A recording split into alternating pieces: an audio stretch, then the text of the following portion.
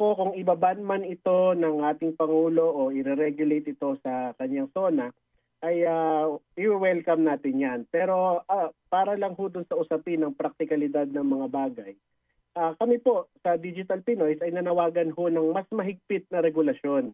Sapagkat nakita po kasi natin yung ating naging experience po doon sa Isabong at sa Pogo, na kung saan nung pinotal ban ho natin ito ay nag-underground po ito. At it's totally existing up to now. Naging mas mahirap lamang po itong habulin. No? So ito ho, dito ho sa yung layunin ho kung bakit gusto ho natin ng strict regulation ay upang ma-restrict ho talaga yung access doon ho sa industriya ng pagsusugal online. At eventually itulak ho sila into oblivion kasi isa ho sa mga tinutulak natin ay yung pagbabawal ho doon sa ad, no? Kasi kapag wala hong ad, eventually ho mawawala rin ho sa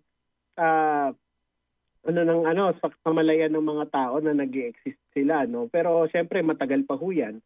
At the same time, ipagbawal natin yung taasan natin yung halaga ng pagtaya doon sa mga platform na 'to at taasan yung edad na pwedeng maglaro. At the same time, talagang totally dapat wala hong ad doon ho sa mga online gambling platform. At kahit ho doon sa mga legal, actually may experience ho tayo dito.